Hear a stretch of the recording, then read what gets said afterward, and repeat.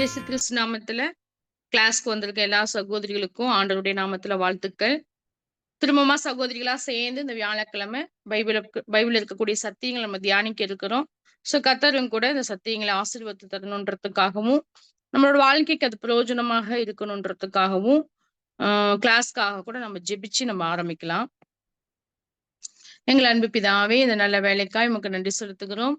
திரும்பமாய் ஒரு நாளை தந்து நாங்கள் சகோதரிகளாய் உம்முடைய சமூகத்துல வந்து உங்க பாதத்தில் அமர்ந்து நீர் சொல்லக்கூடிய அந்த சத்திய வசனங்களை கேட்பதற்கு எங்களுக்கு கொடுத்த இந்த நேரத்துக்காய் நன்றி செலுத்துகிறோம். இந்த நேரம் முழுவதையும் ஆசீர்வதிங்க. நீர் கற்றுக் கொடுக்கக்கூடிய சத்தியத்தை நாங்கள் கேட்டு அதுக்கு கீழ்ப்படிய நீர் எங்களுக்கு உதவி செய்யுங்க ஆண்டவரே. நல்ல உணர்வுள்ள இருதயத்தையும் கீழ்ப்படியக்கூடிய இருதயத்தையும் எங்களுக்கு தந்து நீர் ஆசீர்வதிக்க வேண்டுமாய் கெஞ்சுகிறோம். கர்த்தாவே, செய்தி எடுக்கக்கூடிய அடியனையும் கூட நீங்க ஆசீர்வதிங்க, பலப்படுத்துங்க. எந்த நெட்வொர்க் ப்ராப்ளம் இல்லாதபடி காத்துக்கொள்ளுங்க. அதே போல வருகின்ற சகோதரிகளையும் ஆசீர்வதிங்க. எல்லா சகோதரிகளும் கூட ஆண்டவரே இந்த கிளாஸ்க்கு வருவதற்கு அவர்களுக்கு ஞாபகப்படுத்த வேண்டுமா நாங்கள் கெஞ்சுகிறோம். கர்த்தருடைய சமூகத்தில் தேடுவதற்கு நீங்க உதவி செய்யுங்க ஆண்டவரே. இந்த நேரம் முழுவதையும் பொருட்படுத்திக் கொள்ளுங்க. இயேசுவின் மூலம் பிதாவே, ஆமேன். நம்ம ஒரு பாட்டு பாடலாம். சந்தோஷ் பிரியா நமக்கா பாட்டு பாடுவாங்க. கர்த்தருக்கு ஸ்தோத்திரம். நம்ம கீதங்கள் கீர்த்தனைகள் பாடல் புத்தகத்தில் உள்ள 714 714 அந்த பாடலை பாடலாம். இந்த கண்மலையானவரே, என்னை காக்கும் தெய்வம் நீரே. இந்த கண்மலையானவரே, என்னை காக்கும் தெய்வம் நீரே.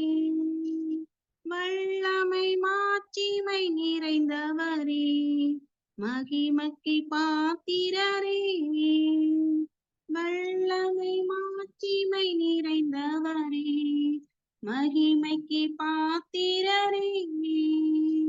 ஆராதனை உமக்கே, ஆராதனை உமக்கே, ஆராதனை உமக்கே, ஆராதனை உமக்கே.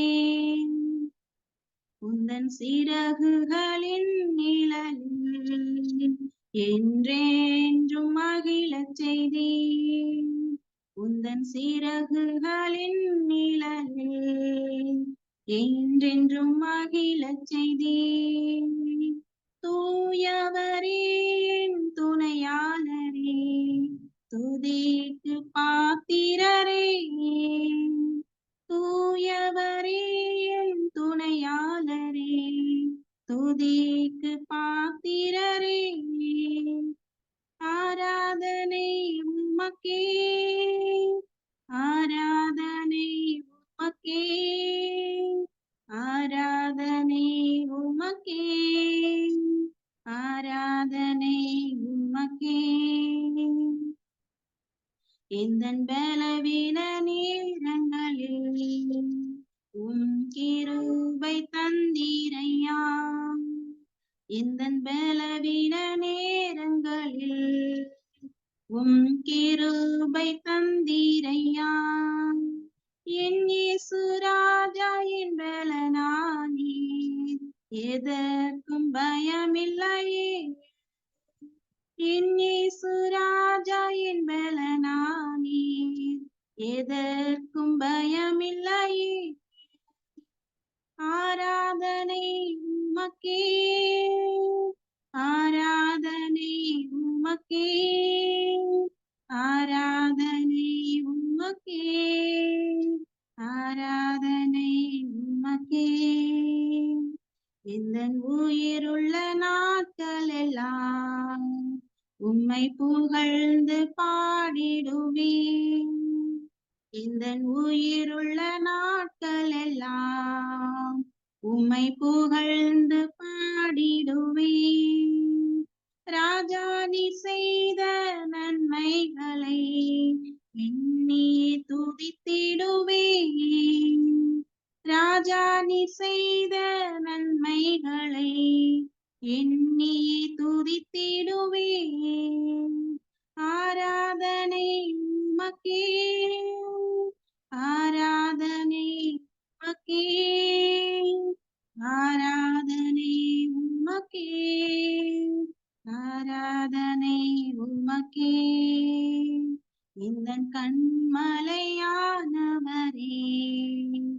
என்னை காக்கும் தெய்வம் நீரே, வல்லமை மாட்சிமை நிறைந்தவரே, மகிமைக்கு பாத்திரரே, வல்லமை மாட்சிமை நிறைந்தவரே, மகிமைக்கு பாத்திரரே. கர்த்தருக்கு ஸ்தோத்திரம். தேங்க்ஸ் சந்தோஷ். நம்ம வந்து ரெபேக்காள் குறித்து நம்ம கடைசியா என்னுடைய கிளாஸ்ல நம்ம தியானிச்சோம், சத்தியங்களை படிச்சோம். ஸோ ரெபேக்காளுடைய வாழ்க்கையில நம்ம வந்துட்டு 2 பார்ட்டா பிரிச்சு நம்ம என்ன பண்ணோம்னா படிச்சோம். முதலாவது வந்து திருமணத்துக்கு முன்பாக அவங்க வாலிப பிள்ளையாக இருக்கும்போது, ஒரு பெண்ணாக இருக்கும்போது, அவங்க வாழ்க்கையில காணப்பட்ட சில சத்தியங்களை நம்ம என்ன பண்ணோம், கடந்த கிளாஸ்ல நம்ம வந்து தியானிச்சோம். சுருக்கமா அத சொல்லிடுறேன். இப்ப திருமணத்துக்கு முன்பாக வந்து ரெபெக்காள் எப்படி இருந்தாங்கன்னா, ஒரு பரிசுத்தமுள்ள ஸ்திரீயா, கல்யாணத்துக்கு முன்பாகவே அவங்க என்ன பண்றாங்க, அவங்க வந்து புருஷனை அறியாத ஒரு கன்னிகையா இருந்தாங்க. அவங்களுடைய லைஃப்ல வந்து எந்த ஒரு பாவமும் இல்லாதபடிக்கு ஒரு பரிசுத்தமான ஒரு வாழ்க்கைய வாழ்ந்தாங்கன்னு பார்த்தோம். 2வது பார்க்கும்போது, நல்லா ஹார்ட் ஒர்க் பண்ணக்கூடிய ஒரு பெண்ணா காணப்பட்டாங்க. எப்பொழுதும் திருமணத்துக்கு முன்பாகவே குடும்பத்துக்காகவும், மற்றவர்களுக்காகவும் கடினமா உழைக்கக்கூடிய ஒரு பெண்ணாக இருந்தாங்கன்னு சொல்லி பார்க்கிறோம். ஸோ அந்த குணங்கள் தான் கர்த்தர் வந்து தன்னுடைய சித்தத்திற்கு பயன்படுத்தின ஒரு குணமா காணப்பட்டுச்சு.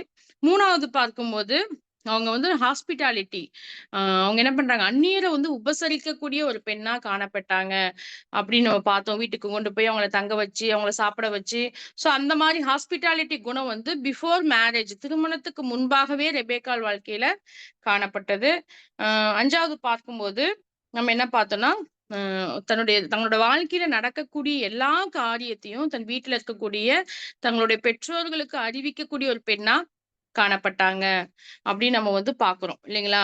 எலியேசர் பேசினது, அவர் குடுத்தது, அதெல்லாம் அவங்க வந்து என்ன பண்றாங்க, அப்படியே தன் தாய் தகப்பன்கிட்டயும், அண்ணன்கிட்டயும் எல்லாவத்தையும் சொல்லக்கூடிய பெண்ணா காணப்பட்டாங்க. ஸோ அப்படி நம்ம கூட நம்மளுடைய பிள்ளைகளும் நம்மளும் இருக்கணும் அப்படின்னு பார்த்தோம். 6வது பார்க்கும்போது கர்த்தருடைய சித்தத்திற்கு அவங்க என்ன பண்ணாங்க, ஒப்பு கொடுத்த ஒரு பெண்ணா இருந்தாங்க. தேவனுடைய சித்தம் இதுதான் அப்படின்போது, எந்த விதமான ஒரு காம்ப்ரமைஸும் பண்ணாதபடிக்கு அவங்க என்ன பண்றாங்க, உடனே கீழ்ப்படிந்து எலியேசர் கூட அவங்க வந்து போகுறாங்கன்னு சொல்லி பார்த்தோம். ஸோ கடைசி நம்ம வந்து இதுவரைக்கும் தான் பார்த்தோம். திருமண வாழ்க்கைக்கு முன்பாகவே ரெபெக்காளுடைய வாழ்க்கையில இந்த குணங்கள் எல்லாம் காணப்பட்டுச்சு அப்படின்னு நம்ம வந்து பார்க்கிறோம். இப்போ வந்து ஆஃப்டர் மேரேஜ், அதாவது திருமணத்துக்கு பின்பாக ரெபெக்காள் வாழ்க்கையில காணப்பட்ட சில நல்ல குணங்களையும், கெட்ட குணங்களையும் குறித்து நம்ம என்ன பண்ணலாம், மீதி இருக்கு இந்த நேரத்துல நம்ம வந்து தியானிக்கலாம். இப்ப ஆஃப்டர் மேரேஜ் அவங்க கல்யாணம் முடிச்சதுக்கு அப்புறமா எல்லாருக்குமே தெரியும், ரெபெக்காள் வந்து என்ன பண்றாங்க, தன் கணவனை வந்து அதிகமா நேசித்த ஒரு பெண்ணா காணப்பட்டாங்க. நம்ம ஏற்கனவே இத குறித்து நிறைய வாசிச்சிருக்கோம், தியானிச்சிருக்கோம். அதனால அதிகமா இத பத்தி சொல்லல. அப்போ நம்ம வேதவசனம் ஆதியாகமம் 24ல 65வது வசனம் என்ன சொல்லப்பட்டிருக்கு? வந்து அங்க என்ன பண்றாங்க, நமக்கு அதுதான் முக்கியமான ஒரு வசனம் இல்லையா? திருமணம் முடிச்சு ஈசாக்கு வந்து திருமணம் முடிச்சு வரும்போது, அவர் என்ன பண்றாரு, திருமணத்துக்கு முன்பாக வரும்போது அவங்க என்ன பண்றாங்க, அதாவது எலியேசர் கூட்டிட்டு வராரு. ஊழியக்காரனை நோக்கி, அங்கே வெளியே நமக்கு எதிராக நடந்து வருகிற அந்த மனிதன் யார் என்று கேட்டால், அவள்தான் என் எஜமான் என்று ஊழியக்காரன் சொன்னான். அப்பொழுது அவள் ஒட்டகத்தை விட்டு இறங்கி முக்காடிட்டு கொண்டாள். அப்போ இங்க கணவனை வந்து நேசிக்கக்கூடிய பெண்ணாகவும், கணவனை வந்து ரெஸ்பெக்ட் பண்ணக்கூடிய மரியாதை செலுத்தக்கூடிய ஒரு பெண்ணாக வந்து என்ன காணப்படுறாங்க ரெபெக்காள் இல்லைங்களா? யார் அவங்க அப்படின்னு கேட்டவுடனே, ஈசாக்கு நீங்க திருமணம் முடிக்கக்கூடிய என்னுடைய எஜமான் அப்படின்னு சொன்ன உடனே, அவங்க என்ன பண்றாங்க, ஒட்டகத்திலிருந்து இறங்கி தன் தலைக்கு வந்து என்ன பண்றாங்க, முக்காடிட்டு கொண்டாங்கள்.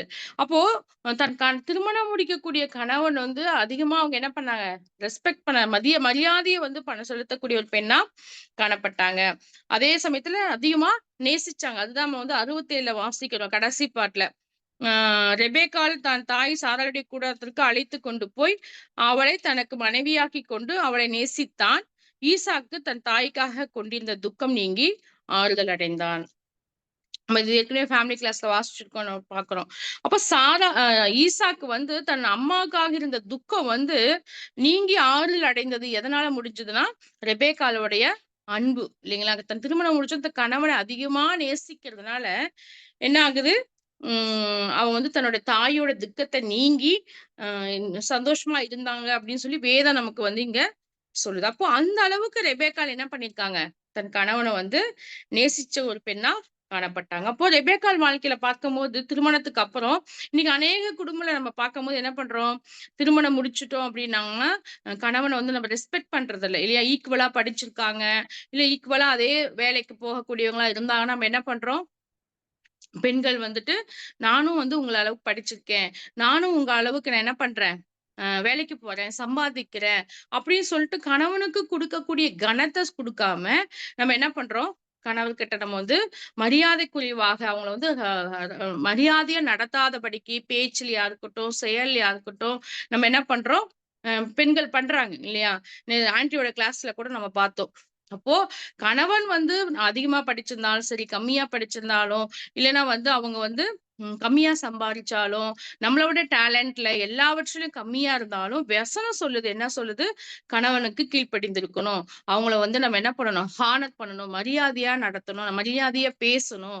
நடந்துக்கிற விதங்கள் வந்து மரியாதையா இருக்கணும். எதிர்த்து பேசவோ, ஹஸ்பண்டோட சண்டை போடவோ, இல்ல ஹஸ்பண்ட அடிக்கிறதோ, திட்டுறதோ, கோவப்படுறதோ, இந்த மாதிரி எதுவுமே நம்ம என்ன பண்ணக்கூடாது? பண்ணக்கூடாது. அது வேதத்துக்கு விரோதமானது. அப்ப ரெபெக்காள் என்ன பண்றாங்கன்னா, தன கணவன் வந்து ஹானர் பண்றாங்க. ரெஸ்பெக்ட் பண்றாங்க. பார்த்த உடனே இறங்கி என்ன பண்றாங்க? அவங்க என்ன பண்றாங்க? நிக்கிறாங்க, முக்காடிட்டுக் கொள்றாங்கன்னு பார்க்கிறோம். அப்ப நம்ம அந்த அளவு நம்ம பணிஞ்சு போகணும் இந்த காலகட்டத்துல இல்ல. ஆனாலும் நம்ம என்ன பண்ணணும்? கணவர்கிட்ட பேசுற விதங்கள் எப்படி பண்ணணும்? நம்ம மரியாதையா பேசணும். அவங்களுக்கு மதிப்பு குடுத்து நம்ம பேசணும். நம்ம என்ன பண்ணணும்? அவங்கள வந்து மற்றவர்களுக்கு முன்பாக நம்ம வந்து என்ன பண்ணணும்? உயர்த்தக்கூடிய ஒரு பெண்களா காணப்படணும். சில மனைவிகள் என்ன பண்ணுவாங்கன்னா, ஹஸ்பண்ட பத்தி மத்தவங்க முன்னாடி என்ன பண்ணுவாங்க? நெறைய குறைகள் சொல்லி, அவங்களுடைய பலவீனங்கள சொல்லி என்ன பண்ணுவாங்க? கிண்டல் பண்றது, இந்த மாதிரிலாம் பண்ணுவாங்க. அப்படிலாம் நம்ம என்ன பண்ணக்கூடாது? பண்ணக்கூடாது. ஏன்னா கர்த்தர் அது வந்து பாவமா கருதுறாரு. அப்ப நம்ம கணவர்கள நம்ம என்ன பண்ணணும் அப்டின்னா, ரெஸ்பெக்ட் நம்ம குடும்பத்திலயும் நம்ம மதிக்கணும். நம்ம குடும்பத்துல நம்ம வந்து கணவருக்கு மரியாதை குடுக்கும்போது தான், நம்ம பிள்ளைகள் என்ன பண்ணுவாங்க? அப்பாவ ரெஸ்பெக்ட் பண்ணக்கூடியவங்களா இருப்பாங்க. நம்ம வந்து ஹஸ்பண்ட திட்டிட்டு, சண்டை போட்டுட்டு இருக்கும்போது, நம்ம பிள்ளைகள் பார்க்கும்போது, நம்ம பிள்ளைகளும் வளரும்போது என்ன பண்ணுவாங்க? அப்பாவ மதிக்காம இருப்பாங்க. அப்போ இந்த காரியங்கள் நம்ம பெண்களோட வாழ்க்கையில இருக்கவே கூடாது. அதேபோல அன்பு செய்யக்கூடிய அ பெண்களா நமக்கான மனைவியா இருக்கணும். எந்த அளவுக்கு ரெபெக்காள் என்ன பண்றாங்க? வாஸ் அ அன்பு செஞ்சாங்க. துக்கம் நீங்கி இருக்காரு. அது மட்டும் இல்லாதபடிக்கு, ராஜா வந்து என்ன பண்றாரு? ரெபெக்காலும், ஈசாக்கோடைய வாழ்க்கைய பார்க்கும்போது, ஹஸ்பண்ட், ஒய்ஃப் அப்படின்னு சொல்லிட்டு என்ன பண்றாங்க? அறிந்து கொள்றாங்க. அந்த அளவுக்கு அவங்க என்ன பண்றாங்க? அன்பா இருக்காங்க. இல்லைங்களா? அப்போ நம்மளோட குடும்ப வாழ்க்கையில பார்க்கும்போது, நம்ம கணவன நேசிக்கக்கூடிய அந்த அன்பானது வந்து, நம்ம கர்த்தருக்கும் மகிமைப்படணும். நம்ம பிள்ளைகளுக்கும் சாட்சியா இருக்கணும். நம்ம குடும்பத்தை பார்க்கக்கூடிய மற்றவர்கள், நம்ம சபையிலயா இருக்கட்டும், நம்மளுடைய ரட்சிக்கப்படாத குடும்பத்துல இருக்கக்கூடிய மக்களா இருக்கட்டும், இல்ல ரட்சிக்கப்பட்ட மக்களா இருக்கட்டும், யாரு நம்மள பார்க்கும்போது நல்ல ஒரு கணவன், மனைவி, நல்ல நேசிக்கக்கூடிய ஒரு மனைவி, நல்ல ஒரு கீழ்ப்படியக்கூடிய ஒரு மனைவி, அப்படின்னு நம்ம என்ன பண்ணணும்? நம்மளுடைய வாழ்க்கைய பார்த்து மற்றவர்கள் சொல்லக்கூடிய அளவுக்கு நம்ம கணவன என்ன பண்ணணும்? அதிகமா நேசிக்கக்கூடியவங்களா இருக்கணும். அந்த ஒரு சாட்சியுள்ள வாழ்க்கை, மாதிரியுள்ள வாழ்க்கை ரொம்ப ரொம்ப முக்கியம். இங்க ரெபெக்காள் அப்படி இருந்தாங்க. ரெபெக்காள் கணவனோட இருக்கக்கூடிய அந்த அன்பானது வந்து மற்றவங்க ஹஸ்பண்ட், ஒய்ஃப் இவங்க எவ்வளவு சந்தோஷமா இருக்காங்க, அன்பா இருக்காங்க அப்படின்னு வந்து தெரிந்து கொள்ள அளவுக்கு அவங்களோட வாழ்க்கை வந்து இருந்தது. இல்லைங்களா? அப்போ நம்மளும் இந்த குடும்ப வாழ்க்கையில பார்க்கும்போது, நம்ம என்ன பண்ணணும்? கணவன அதிகமா நேசிக்கக்கூடியவங்களா இருக்கணும். கணவன அதிகமா மரியாதை செலுத்தக்கூடியவங்களா இருக்கணும். ரெபெக்காள் நிஜமாகவே திருமண வாழ்க்கையில வந்து ஃபர்ஸ்ட் பார்ட்ல அவங்க என்ன பண்ணாங்க? இந்த மாதிரி தான் நல்ல ஒரு குணங்களோட காணப்பட்டாங்க. அடுத்து 2வது பார்க்கும்போது, அவங்க வாழ்க்கையில ஃபேமிலில பிரச்சனைன்னு ஒண்ணு வருது. இல்லைங்களா? என்ன பிரச்சனை வருது? கர்ப்பத்துல வந்து 2 குழந்தைகளும் என்ன பண்றாங்க? மோதிக்கொள்றாங்க. இல்லைங்களா? மோதிக்கொண்ட உடனே, அவங்க உடனே எங்க போறாங்க? நம்ம அதுதான் ஆதியாகமம் 25, 22ல வாசிக்கிறோம். அவள் கர்ப்பத்திலே பிள்ளைகள் ஒன்றோடொன்று மோதிக்கொண்டிருந்தன. அப்பொழுது அவள், இப்படியானால் எனக்கு எப்படியோ என்று சொல்லி கர்த்தரிடத்தில் விசாரிக்கும்படி போனாள். அப்ப இங்க அவளுக்கு வந்து கர்ப்பத்துல வந்து 2 குழந்தைகளும் வந்து இடிச்சு சண்டை போட்டுக்கிறாங்க. அப்போ இது விசாரிக்கும்படி யார்கிட்ட போனாங்க இவங்க? தேவனிடத்துல வந்து போனாங்க. கர்த்தர் இவங்களுக்கு என்ன பண்றாரு? பதில் தராரு. அதான் 23ல வாசிக்கிறோம். கர்த்தர் சொல்றாரு, "2 ஜாதிகள் உன் கர்ப்பத்துல உண்டாயிருக்கும். 2 ஜனங்கள் உன் வயிற்றிலிருந்து பிரியும். ஒரு ஜனத்தார் மற்ற ஜனத்தாரை பார்க்கிலும் பலத்திருப்பார்கள். மூத்தவன் இளையவனை சேவிப்பான்" என்றார். அப்போ இங்க கர்த்தர் என்ன பண்றாரு? பதில் தராரு. அப்போ குடும்ப வாழ்க்கையில ஒரு பிரச்சனை வருது. அப்ப ரெபெக்காள் இங்க என்ன பண்றாங்க? அ வந்து கர்த்தர்ட்ட வந்து விசாரிக்கிறாங்க. இல்லைல என்ன ஆச்சு? ஏதாச்சு? அப்படின்னு தேவ சமூகத்துக்கு போகக்கூடிய ஒரு ஆவிக்குரிய பெண்ணா இங்க வந்து காணப்பட்டாங்க. இப்போ ரீசென்ட்டா கூட சொன்னாங்க. ரெபெக்காள் வாழ்க்கையில பிரச்சனை வரும்போது என்ன பண்றாங்க? ரெபெக்காள் குழந்தை இல்லன்னும்போது கத் ம க கு அ யாக்கோப்ட்ட போய் முறுமுறுக்குறாங்க. இல்லையா? அவங்க போய் கர்த்தர்ட்ட விசாரிக்கல. ஆனா ரெபெக்காள் இங்க என்ன பண்றாங்க? ராகேல். ராகேல் கிட்ட பிரச்சனை இருக்கும்போது, குழந்தை இல்லாதபோது என்ன பண்றாங்க? யாக்கோபு கிட்ட போய் சண்டை போடுறாங்க. ஆனா ரெபெக்காள் இங்க பார்க்கும்போது, ஃபேமிலி லைஃப்ல சண்டை வரும்போது, ஃபேமிலில குடும்ப வாழ்க்கையில பிள்ளைகளிடையே பிரச்சனைகள் வரும்போது, அவங்க என்ன பண்றாங்க? ஆண்டவர் சமூகத்துல போய் கேட்கிறாங்கன்னு நம்ம வந்து பார்க்கிறோம். அப்போ தேவனிடம் விசாரிக்கணும் அப்படின்ற ஒரு குணம் வந்து அவங்ககிட்ட என்ன பண்ணுச்சு? காணப்பட்டுச்சு. அப்ப நம்மளுடைய வாழ்க்கையிலுமே, நம்ம வாழ்க்கையில நெறைய பிரச்சனைகள். ரெபெக்காளுக்கு வந்து ஒரு பிரச்சனை தான் ஆண்டவர் பைபிள்ல வெளிப்படுத்தியிருக்காரு. இல்லைங்களா? நம்ம வாழ்க்கையில பார்க்கும்போது நமக்கு எத்தன பிரச்சனைகள் உண்டு. காலையில எழுந்தோம்னா, நைட்டு தூங்குறதுக்குள்ள நம்மளோட வாழ்க்கையில அநேக பிரச்சனைகள் உண்டு. இல்லைங்களா? சரீரத்தில பலவீனங்கள் குறித்து பிரச்சனைகள் உண்டு. ஃபேமிலி லைஃப்ப குறிச்சு பிரச்சனைகள் உண்டு. பிள்ளைகளுடைய வளர்ப்பு குறித்து, பிள்ளைகளுடைய ஆவிக்குரிய வாழ்க்கை, இந்த மாரி அநேக பிரச்சனைகள் உண்டு. இப்ப அந்த எல்லா பிரச்சனைகளுக்கும் நம்ம முதலாவது தேவ சமூகத்துல போய் நம்ம ஜெபிக்கிறோமா? அப்படின்றத வந்து நம்ம இங்க வந்து ரெபெக்காள் வாழ்க்கையில இருந்து நம்ம சோதிச்சு பார்க்கணும். நம்மளோட மென்டாலிட்டி, நம்மளுடைய மனம் எப்படி இருக்கணும்? ஏதாவது ஒரு காரியம் வந்து ஃபர்ஸ்ட்டு போய் ஜெபிக்கலாம். கர்த்தர்ட்ட என்னன்னு கேட்கலாம். இது செய்யலாமா? செய்ய வேண்டாமா?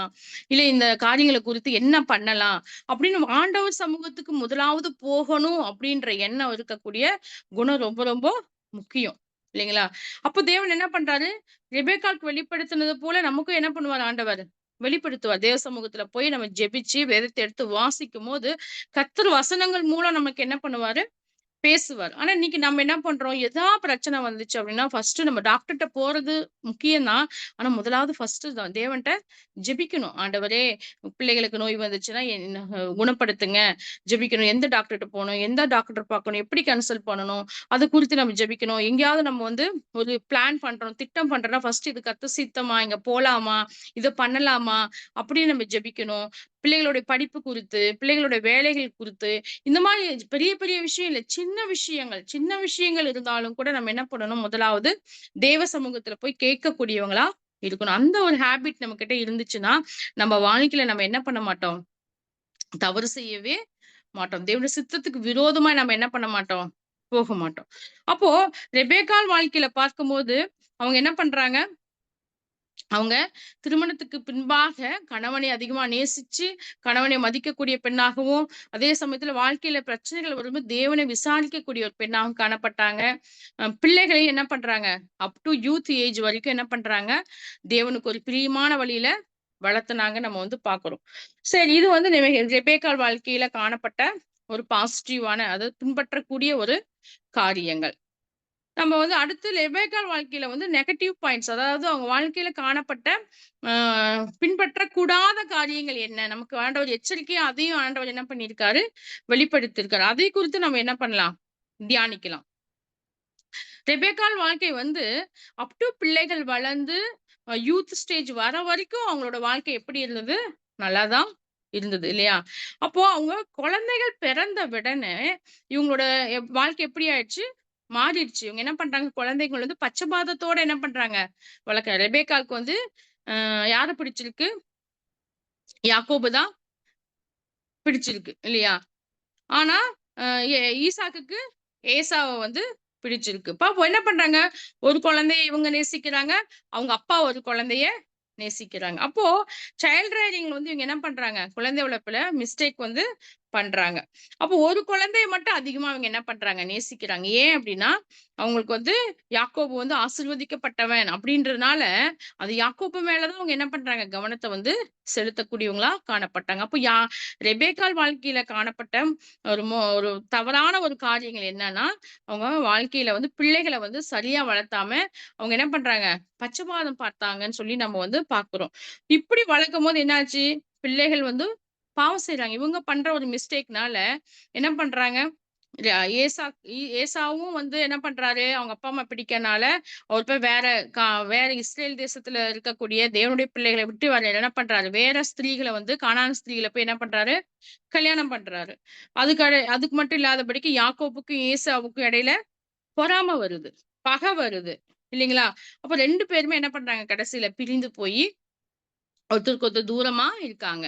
அப்ப இதுக்கெல்லாம் பேஸ் என்ன? ரெபெக்காள் வந்து தன் 2 பிள்ளைகளையும் ஒரே மாதிரி நேசிக்காதபடிக்கு, யாக்கோப மட்டும் அதிகமா நேசிச்சதுனால என்ன ஆகுது, அவங்க வந்து நெறைய தவறுகள் வந்து செய்றாங்க. அப்போ நம்மளுடைய வாழ்க்கையில நம்ம பிள்ளைகள் கர்த்தர் நமக்கு 1 குழந்தை குடுத்தாலும் சரி, 2, 3 குடுத்தாலும், எத்தன குழந்தைகளை குடுத்தாலும் நம்ம எப்படி இருக்கணும்? ஒரே மாதிரி நேசிக்கக்கூடியவங்களா இருக்கணும். பட்சபாதம் ஒருவேள ஒரு குழந்தை அறிவில அதிகமா இருக்கலாம், ஒரு குழந்தை அறிவில கம்மியா இருக்கலாம், அழகா இருக்கலாம், அழகு கம்மியா இருக்கலாம். வித்தியாசங்கள் இருந்தாலும் கூட, ஒரு குழந்தை நம்ம சொல்றதெல்லாம் கேக்குங்க, கீழ்ப்படியுங்க. ஒரு குழந்தை நம்ம சொல்றதெல்லாம் கேட்காதுங்க.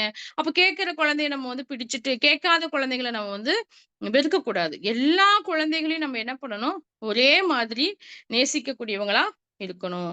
அப்போ ரெபெக்காள் வாழ்க்கையில இந்த காரியங்கள் நம்ம வந்து என்ன பண்ணணும்? ஜாக்கிரதையா இருக்கணும். 2வது பார்க்கும்போது, அவங்க என்ன பண்ண கணவன வந்து ஏமாத்தக்கூடிய ஒரு பெண்ணா காணப்பட்டாங்க. நம்ம தான் ஆதியாகமம் 27வது அதிகாரம் ஃபுல்லா நம்ம வந்து வாசிக்கிறோம். என்ன பார்க்குறோம்?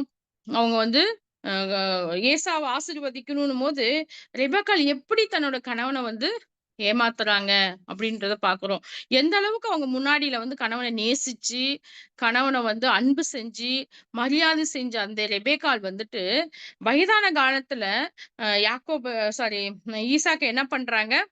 ஏமாத்துறாங்கன்னு வந்து பார்க்குறோம். இல்லைங்களா? அப்போ இந்த மாதிரி நம்ம என்ன பண்ணக்கூடாது?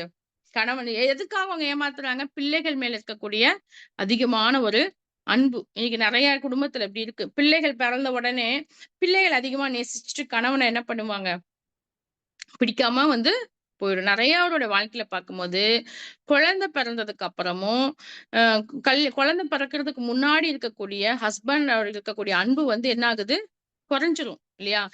குழந்தை பிறந்து வளர வளர ஹஸ்பண்ட் அதிகமா நேசிக்க மாட்டோம். அவங்கள கேர் எடுத்துக்க மாட்டோம். அவங்க தேவைகள சந்திக்க மாட்டோம். அவங்களோட அன்பா இருக்க மாட்டோம். அவங்க பேச்ச மதிக்க மாட்டோம்.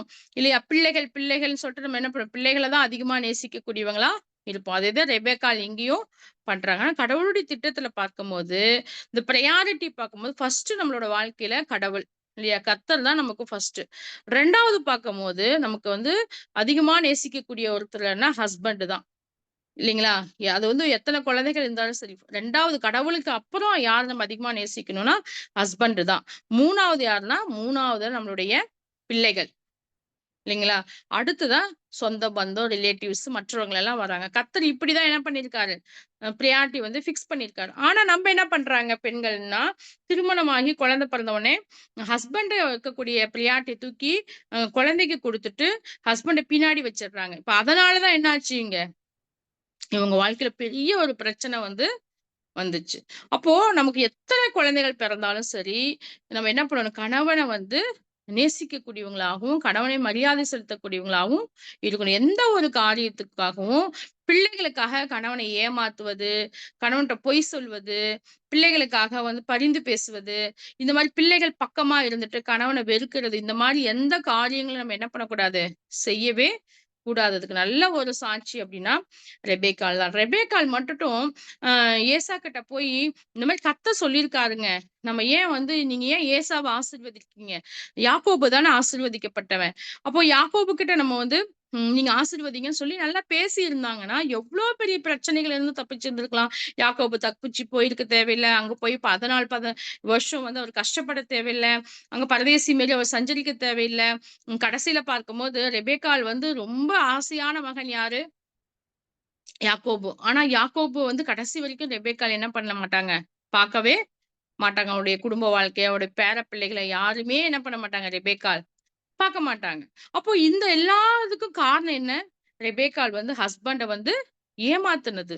அப்போ இந்த குணம் வந்து நிஜமாலுமே ஆண்டவருக்கு ஒரு பிடிக்காத ஒரு காரியம். நம்ம கணவனை ஏமாத்தி பிள்ளைகளுக்கு உதவி செய்றது, கணவன்ட்ட பொய் சொல்லி நமக்கு சில காரியங்கள் செய்றது. குடும்பத்துக்கு மட்டும் இல்ல. சில பேர் என்ன பண்ணுவாங்க, கணவன்ட்ட ஏமாத்திட்டு அம்மா, அப்பாட்ட செய்யற காரியங்கள், அவங்ககிட்ட பொய் சொல்லிட்டு மற்ற மக்களுக்கு செய்றது. இது எல்லாமே நம்மள வந்து பாவத்துக்குள்ள, சாபத்துக்குள்ள அழைத்து போகக்கூடியதா இருக்கும். எப்பயுமே நம்ம என்ன பண்ணணும், ஹஸ்பண்ட் கிட்ட எல்லாத்துட்டயுமே எல்லாவற்றையும் நம்ம ஷேர் பண்ணக்கூடியவங்களா, டிஸ்கஸ் பண்ணக்கூடியவங்களா, நல்ல உண்மை உள்ளவங்களா நம்ம வந்து இருக்கணும். கணவனுக்கு நம்ம எப்படி இருக்கணும்? உண்மை உள்ளவர்களா இருக்கணும். நான் கணவன்கிட்ட எதையும் மறைக்கவோ, ஏமாத்தவோ, பொய் சொல்லவோ கூடாது. இப்ப ரெபெக்காள் வந்துட்டு செஞ்ச இந்த காரியங்கள் என்ன ஆகுது அப்படின்னா, என்ன ஆகுது? பெரிய பெரிய பிரச்சனைகளுக்கு காரணமா ஆகுது. இந்த பிரச்சனைய அவங்க அப்பயே பேசி, அ ஈசாக் கிட்ட பேசியிருந்தாங்கன்னா, ஒருவேளை என்ன பண்ணியிருக்கலாம், இந்த மாரி பகை உணர்வுகள் வந்திருக்காது, சண்டை வந்திருக்காது, ஓடி போயிருக்க மாட்டாங்க. அண்ணன், தம்பி சந்தோஷமா இருந்திருப்பாங்க. நெறைய பிளெஸ்ஸிங்ஸ் வந்து கிடைச்சிருந்திருக்கும். ஆனா ரெபெக்காளுடைய ஒரு குறுக்கு புத்தி, ஒரு வந்து கன்னிங்ஸு, தன்னோட சுய புத்தியில அவங்க என்ன பண்றாங்க, முடிவெடுத்து இந்த காரியங்கள் வந்து செய்றாங்க. அப்ப இந்த காரியங்கள் என்ன பண்ணுது, வந்து தேவனுக்கு ஒரு பிரியமில்லா காரியமா காணப்படும். அப்ப நம்ம வாழ்க்கையில நம்ம யோசிச்சு பார்க்கணும். நம்ம கணவனுக்கு உண்மையா இருக்கமா? நம்ம எல்லாத்தையும் சொல்றோமா? பிள்ளைங்க தப்பு செஞ்சா நம்ம ஹஸ்பண்ட்ட சொல்றோமா? இல்ல மறைக்கிறோமா? இல்லன்னா வந்துட்டு பிள்ளைகளுக்காக நம்ம வந்து பரிந்து பேசுறோங்கம்மா. அவங்க பாவம் செஞ்சா விடுங்க பரவால்ல. குழந்தை தானே. அது பரவால்ல அப்படின்னு சொல்றோமா? இல்லன்னா வந்து ஹஸ்பண்ட்ட சொல்லி தப்பு செஞ்சிருக்கா, நீங்க வந்து சரி பண்ணுங்க.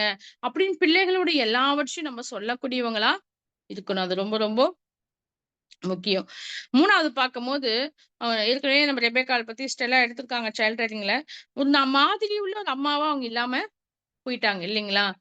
யாக்கோபு வந்து ரெபெக்காள் பேசின அந்த பொய் நிமித்தம் யாக்கோபு என்ன பண்றாரு? பொய் பேசுறாருன்னு சொல்லி பார்க்கிறோம். ரெபெக்காள் பேச சொல்றாங்க. நீ வந்து இப்படி சொல்லு. நான் தான் ஏசான்னு சொல்லு. அப்படின்னு சொல்றாங்க. அந்த ரோமத்த கையிலலாம் வச்சுக்க சொல்லி ஏமாத்துறாங்க. அப்போ தன் பிள்ளைக்கு என்ன பண்றாங்க? அநேக பாவங்கள செய்வதற்கு உதவியா இருக்காங்க. தானும் செய்றாங்க. தன் பிள்ளையும் அவங்க என்ன பண்றாங்க? பாவம் செய்ய வைக்கக்கூடிய ஒரு மோசமான ஒரு அம்மாவா இருந்தாங்கன்னு சொல்லிட்டு பார்க்குறோம். தன் பிள்ளைக்கு நன்மை செய்யணும்னு நெனைக்கிறாங்க. ஆனா பிள்ளைக்கு சாபத்த அவங்க வந்து குடுக்கக்கூடியவங்களா இருந்தாங்க. அப்ப அப்படி நம்ம இருக்கக்கூடாது. நம்ம பிள்ளைகளுக்கு வந்து எந்த சூழ்நிலையிலயும் ஒரு நன்மை கிடைக்கணும், ஒரு சகாயம் கிடைக்கணுன்றதுக்காக பொய் சொல்லு, ஏமாத்து, இல்ல இப்படி நீ பேசு, அப்பாட்ட போய் அப்படி கேளு தருவாரு. அப்படின்ற ஒரு கெட்ட காரியங்கள நம்ம வந்து என்ன பண்ணக்கூடாது, நம்ம பிள்ளைகளுக்கு சொல்லிக் குடுக்கக்கூடிய ஒரு அம்மாவா நம்ம இருக்கவே கூடாது. ரொம்ப ரொம்ப முக்கியம். ஏன்னா, நம்ம நெனச்சுக்கிறோம் நம்ம சொல்லிக் குடுக்குறது நம்ம கணவருக்கு தெரியாதுன்னு. ஆனா நம்மள யார் பார்த்துட்டு இருக்கா? தேவன் பார்த்துட்டு இருக்காரு. அப்போ நம்ம பிள்ளைகளுக்கு சொல்லிக் குடுக்கக்கூடிய காரியங்கள், அம்மாவ ஏமாத்து, தாத்தாவ ஏமாத்து, பாட்டி ஏமாத்து, இப்படி பேசு, அப்படி பேசுன்னு சொல்லும்போது, அது தேவன் பார்த்துட்டே இருக்காரு. அப்போ கர்த்தர் பார்க்கிறார்ன்ற ஒரு பயத்தோட நம்ம என்ன பண்ணணும்? ஜீவிக்கணும். கணவன்ட்ட பேசும்போதா இருக்கட்டும், பிள்ளைகிட்ட பேசும்போதா இருக்கட்டும், இல்ல ஜெனரலா பார்க்கும்போது மற்ற விசுவாசிகள் கிட்ட பேசும்போதா இருக்கட்டும், தேவன் நம்மள பார்க்கிறாரு, நம்ம பேசுறத கவனிக்கிறாரு, நம்ம என்ன பண்றோம்ன்றது சொல்லிக் குடுக்கிறத வந்து கவனிக்கிறாரு. நம்ம போடக்கூடிய சுய புத்தியில செய்யக்கூடிய ஐடியாஸ் எல்லாம் தேவன் பார்க்கிறாருன்னு புரிந்து கொண்டு நம்ம இருந்தோம் அப்படின்னா, நம்ம பாவம் செய்யவே மாட்டோம். அப்ப இங்க ரெபெக்காள் வந்துட்டு தான் பொய் சொல்லுன்றா. தன் பிள்ளைக்கும் பொய் சொல்ல குடுக்குறா. அப்ப கர்த்தர் இங்க பார்க்கிறாருன்றத வந்து ரெபெக்காள் வந்து உணரவே இல்ல. அப்போ தன்னோட பிள்ளைகளுக்கு ஒரு ஒரு பேட் எக்ஸாம்பிள் ஒரு நல்ல அம்மாவா இல்லாதபடிக்கு அவங்க என்ன பண்றாங்க? ஒரு மோசமான ஒரு அம்மாவா காணப்படுறாங்க. 4வது பார்க்கும்போது அவங்ககிட்ட இருக்கக்கூடிய இன்னொரு மோசமான ஒரு குணங்கள் என்னன்னா, நம்ம முன்னாடி இப்பதான் பார்த்தோம். அவங்க வாழ்க்கையில ஃபேமிலில வந்து வயிற்றுல குழந்தைகள் மோதிக்கொள்ளும்போது, பிரச்சனை வரும்போது அவங்க தேவ சமூகத்துல போனாங்க. அத விட ஒரு மோசமான பிரச்சனை என்ன ஆகுது? அது கர்த்தர் சொன்ன அந்த வசனத்துக்கு அந்த வசனம் கர்த்தர் என்ன சொன்னாரு? நான் ஆசீர்வதிப்பேன். யாக்கோப தான் ஆசீர்வதிப்பேன். அவன் தான் பெரியவனா இருப்பான் அப்படின்னு சொன்ன அந்த வாக்குத்தத்தம், அது பிராமிஸ் வேர்டு. அந்த பிராமிஸ் வேர்டு நிறைவேறணும்ன்னும் போது இங்க பிரச்சனை வருது. அப்போ இங்க என்ன பண்றாங்க? இந்த இடத்துல ரெபெக்காள் அவங்க வந்து கர்த்தர்ட்ட வந்து போகவே இல்ல. அவங்க என்ன பண்றாங்க? சுய புத்தியில வந்து யோசிச்சு, அவங்களா முடிவெடுத்து, பிளான் போட்டு அத செயல்படுத்துறாங்க. இல்லையா? ஆனா முன்னாடி பார்க்கும்போது குழந்தை இடிச்சுக்கிட்டு இருந்துச்சு. அது ஒரு பெரிய பிரச்சனை இல்ல. வயித்துல குழந்தை மோதிக்கிறது வந்து நமக்கு தெரிஞ்ச விஷயம் தான். இல்லைங்களா? நம்ம வயித்துலயும் குழந்தைகள் பிறக்கும்போது முண்டும். அப்போ வந்து நமக்கு ஒரு மாரி இருக்கும். அப்ப அந்த ஒரு சின்ன விஷயத்துக்கே தேவ சமூகத்துல போய் விசாரிச்ச ரெபெக்காள் வந்துட்டு, இப்ப பெரிய பிரச்சனை குடும்பத்துல. பிள்ளைகள் பெருசாயிட்டாங்க, திருமண வயசுக்கு வந்துட்டாங்க. கர்த்தர் சொன்னாரு, யாக்கோப தான் நான் ஆசீர்வதிப்பேன்னு. ஏன் வந்து இவரு வந்து ஏசாவ ஆசீர்வதிக்கிறாரு? தேவன் நீங்க சொன்னீங்கல்ல, நான் உங்ககிட்ட அப்படின்னு சொல்லிட்டு கர்த்தர் சமூகத்துல போய் அவங்க கேட்டிருந்தாங்க அப்படின்னா, கர்த்தர் என்ன பண்ணிருப்பாரு? ஒரு சொல்யூஷன் கண்டிப்பா அவருக்கு பிரியமான வழியில குடுத்திருக்கலாம். இல்லன்னா வந்து ஈசாக்கோட இருதயத்துல பேசியிருக்கலாம். ஏதாவது தேவன் என்ன பண்ணுவாரு? ஒரு நல்ல காரியங்கள வெளிப்படுத்தியிருக்கலாம். ஆனா ரெபெக்கா இங்க என்ன பண்ணல? தேவசமூகத்துக்கு போனதா நம்ம வேதத்துல வாசிக்கவே முடியாது. இவங்க என்ன பண்றாங்க? ஐயோ! தேவன் சொன்னாரே! ஆனா மாறி நடக்குதே! அப்படின்னு சொல்லிட்டு இவங்க என்ன பண்றாங்க? சுய புத்தியில சாஞ்சு, இவங்களா ஒரு பிளான் அதுவும் தவறான ஒரு பிளான் போட்டு, பொய் சொல்லி, எப்படி ஏமாத்துறாங்கன்னு சொல்லி நம்ம பார்க்குறோம். இல்லைங்களா? அப்போ நெனச்சு பாருங்களேன். தன் கணவர எந்த அளவுக்கு அவங்க ஏமாத்துறாங்க. அப்போ முன்னாடி பார்க்கும்போது எந்த அளவுக்கு ஹானர் பண்ணக்கூடிய ரெபெக்காள் வந்துட்டு, இப்ப எப்படி ஒரு ஒரு கண்ணு தெரியாத இருக்கக்கூடிய தன் கணவன வந்து, அவங்க என்ன பண்றாங்க? சீட் பண்றாங்கன்னு சொல்லி பார்க்குறோம். அப்போ எவ்ளோ அவமதிக்கிறாங்க தன் கணவனன்னு சொல்லி பார்க்குறோம். அப்போ இங்க போய் கடவுள் சமூகத்துல அவங்க போய் கேட்காதபடிக்கு, ஏமாத்தி தன்னோட சுய புத்தியில இவங்க செஞ்சு என்ன பண்றாங்க? அந்த ஆசீர்வாதத்த பெற்றுக்கொள்றாங்க. இல்லையா? அப்போ ஆரம்பத்துல இருந்த ஸ்பிரிச்சுவல் லைஃப் என்ன ஆச்சுங்க அவங்களுக்கு? குறைஞ்சு போச்சுன்னு சொல்லி பார்க்குறோம். இன்னைக்கு நெறைய பேர் நம்ம வாழ்க்கையில அப்படிதான் இருப்பாங்க. ரட்சிக்கப்பட்ட உடனே நம்ம எப்படி இருப்போம்னா, நல்லா பைபிள் படிப்போம், நல்லா ஜெபம் பண்ணுவோம். எதாவதுன்னா உடனே கடவுள் சமூகத்துல போய் போய் நம்ம கேட்போம். அ ஆண்டவர்ட்ட விசாரிச்சு விசாரிச்சு செய்வோம். திருமணம் வரும்போது இன்னும் அதிகமா ஜெபிப்போம். திருமண காரியத்துக்காக, குடும்ப வாழ்க்கைக்காக. அப்ப கல்யாணம் ஆன உடனே என்ன ஆகும்? நம்ம இன்னும் இன்னும் கடவுளோட்ட கிட்டிச்சிருவோம். ஆனா குழந்தை பிறந்த உடனே, அது என்னமோ நெறையா ஆவிக்குறியோடைய பெற்றோர்களோட வாழ்க்கையில பார்க்கும்போது, திருமணத்துக்கு முன்பாக இருக்கக்கூடிய ஸ்பிரிச்சுவல் லைஃப்க்கும், திருமணத்துக்கு பின்பாக இருக்கக்கூடிய ஸ்பிரிச்சுவல் லைஃப்க்கும் நெறைய மாற்றங்கள் வருது. இன்னைக்கு அநேக பெண்கள் அதுவும் திருமணத்துக்கு பிறகு குழந்தை பிறந்ததுக்கு அப்புறம், இன்னைக்கு அநேக ஸ்திரீகள் என்ன பண்றாங்கன்னா, பைபிளே படிக்கிறதில்ல, வேதத்தையே வாசிக்கிறதில்ல, ஜெபிக்கிறதில்ல, ஆவிக்குரிய காரியங்கள் எதுவுமே இன்ட்ரெஸ்ட் காட்டுறதில்ல. ஏன் அப்டின்னா, நான் குழந்தையோட பிஸியா இருக்கேன், குழந்தையோட பிஸியா இருக்கேன் அப்படின்னு நம்ம நேரத்த சொல்லிட்டு நம்ம என்ன பண்றோம், கடவுளுக்கு குடுக்க வேண்டிய நேரத்த நம்ம குடுக்காதனால, நம்ம ஆவிக்குரிய வாழ்க்கை என்ன ஆயிடும்?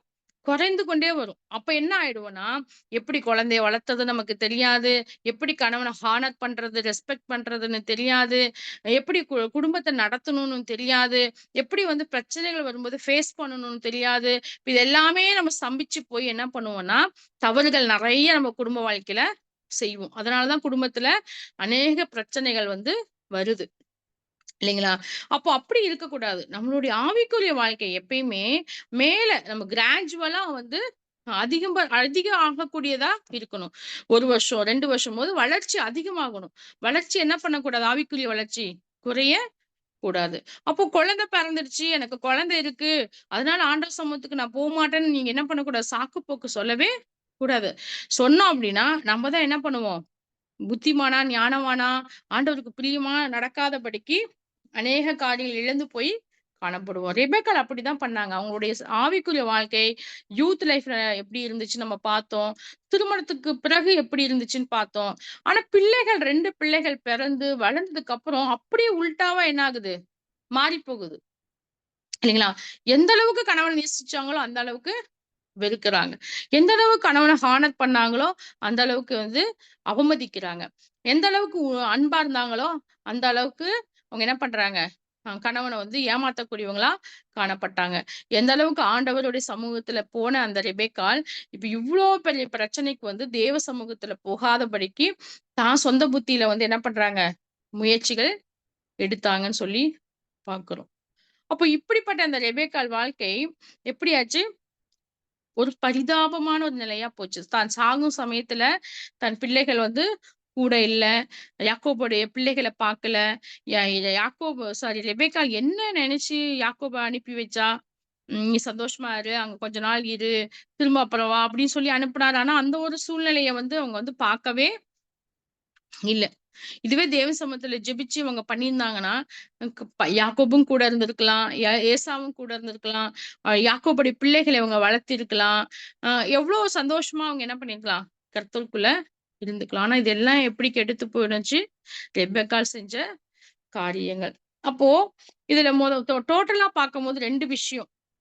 ரெபெக்காள் வாழ்க்கையில பார்க்கும்போது, ஒண்ணு வந்து நம்ம ஆவிக்குரிய வாழ்க்கை வந்து, நான் வந்து திருமணத்துக்கு முன்பு நல்லா பைபிள் படிச்சேன், நல்லா ஜெபிச்சேன், நெறைய ஊழியம் செஞ்சேன். அதனால என் வாழ்க்கை நல்லா தான் இருக்கும் அப்படின்னு நம்ம நெனைக்கவே கூடாது. ரெபெக்காள் அப்படி இருந்த ரெபெக்காளே பின்னாடி பார்க்கும்போது எப்படி இருக்கு? ரெபெக்காள் மாரி இருக்கக்கூடாது அப்படின்ற ஒரு மோசமான ஒரு கேரக்டருக்கு ஒரு மாதிரியா போனாங்க. அப்போ நம்ம வாழ்க்கையிலுமே, நான் அப்ப நல்லா ஜெபிச்சேன். நான் அப்ப நல்லா பைபிள் படிச்சேன். நான் அப்ப நல்லா ஊழியம் செஞ்சேன். ஆனா என் வாழ்க்கை வந்து பின்னாடி போயிடாது. என் வாழ்க்கை மோசமா போகாது. நான் நல்லா தான் இருப்பேன். என் பிள்ளைகள் நல்லா இருப்பாங்க அப்படின்னு நம்ம நெனைக்கவே கூடாது. நம்மளோட வாழ்க்கை எப்பயுமே ஒரே மாதிரி இருக்கணும். நம்ம இப்பயும் பைபிள் படிக்கணும். இப்பயும் ஜெபம் பண்ணணும். இப்பயும் ஆண்டவர் சமூகத்துல தேடணும். இப்பயும் கணவன நேசிக்கணும். இப்பயும் நம்ம வந்து கணவன மதிக்கணும். நம்ம வாழ்க்கை வந்து படிப்படியா உயரக்கூடியதா இருக்கும். அப்பதான் கர்த்தர் நம்மள என்ன பண்ணுவாரு, ஒரு சாட்சியுள்ள ஒரு குடும்ப வாழ்க்கை வைப்பாரு. மற்றவர்களுக்கு நம்ம சாட்சியா வாழ முடியும். நம்மள பார்த்து கர்த்தரோட நாமம் மகிமைப்படும். நம்ம பிள்ளைகள் எப்படி இருப்பாங்க? ஒலிவ மர கன்றுகள் போல சுத்தி இருப்பாங்க. சரிங்களா? அப்ப முதலாவது தெரிந்து கொள்ள வேண்டிய சத்தியம் டோட்டலா பார்க்கும்போது, நம்மளோட ஆவிக்குரிய வாழ்க்கை வந்து அன்னன்னைக்கு புதுப்பிக்கப்படணும். அப்பதான் என்ன பண்ண முடியும்? நம்ம வந்து கடவுளுக்கு பிரியமா வாழ முடியும். அது ஒண்ணு. அப்போ அ பழைய வாழ்க்கைய வச்சு நான் இப்ப நல்லா இருப்பேன்னு நம்ம சொல்லவே கூடாது. அது ஃபர்ஸ்ட் தெரிஞ்சுக்கணும். 2வது வந்து பார்க்கும்போது, திருமணத்துக்கு பிறகு குழந்தை பிறந்ததுக்கு அப்புறம் நம்ம லைஃப் என்ன பண்ணக்கூடாது? நம்ம பிரையாரிட்டிய மாத்திக்கொள்ளவே கூடாது. கல்யாணம் ஆயி, நம்ம பிள்ளைகள் பெருசாயி, நம்ம வயசானாலும் கூட, நம்ம வந்து யார அதிகமா ஃபர்ஸ்ட்டு நேசிக்கணும்?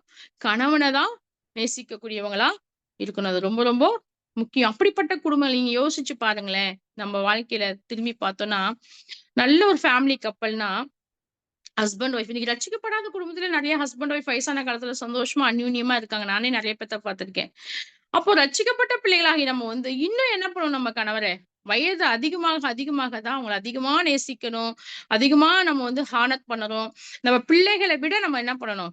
அதிகமா நேசிக்கணும். இன்னைக்கு என்ன பண்றோம்? கணவனுக்கு 1 தோசைய வச்சுட்டு பிள்ளைகளுக்கு 2 தோசை போடுறோம். இல்லன்னா கணவனுக்கு இது போதும், பிள்ளைகள் நெறைய சாப்பிடட்டும்னு சொல்றோம். அப்படியே வந்து நீங்க பாசத்துல குடுக்கலாம். ஆனா கணவன ஒதுக்கி வச்சுட்டு, உங்களுக்கு இது போதும்னு சொல்லிட்டு அவர இழிவுபடுத்திட்டு, நம்ம பிள்ளைகள அதிகமா நேசிக்கவே கூடாது. அப்படி பண்ணோம்னா ரெபெக்காள் வாழ்க்கை போல தான் நம்ம வாழ்க்கை வந்து மாறி போகும். அப்ப அதுல வந்து நம்ம என்ன பண்ணணும்? ஜாக்கிரதையா இருக்கணும். எந்த காரியத்துக்கு கொண்டும் எத்தன குழந்தைகள் பிறந்தாலுமே, நம்ம வந்து அ பிள்ளைகள விட கணவன விட பிள்ளைகள அதிகமா நம்ம என்ன பண்ணக்கூடாது? நேசிக்க கூடாது. நேசிக்க கூடாதுன்னா, பிரையாரிட்டிய வந்து நீங்க மாத்தவே கூடாது. அது வந்து நம்மளுடைய வாழ்க்கைக்கும் அது மோசமா இருக்கும். நம்மள பிள்ளைகளுடைய வாழ்க்கைக்கும் அது ஒரு சாபத்த வந்து குடுக்கும். அதனால வந்து நம்ம அதுல ஜாக்கிரதையா இருக்கணும். அப்ப ரெபெக்காள் வாழ்க்கைய நம்ம பார்க்கும்போது, நம்ம வந்து அவங்க கடைசியில வந்து என்ன பண்றாங்க? தன் பிள்ளைகள பார்க்காம செத்து போறாங்கன்னு பார்க்குறோம். அவங்க வந்து ஏசா பக்கத்துல இருந்து அவங்களுக்கு மனநோவா இருந்தாங்கன்னு சொல்லிட்டு பார்க்குறோம்.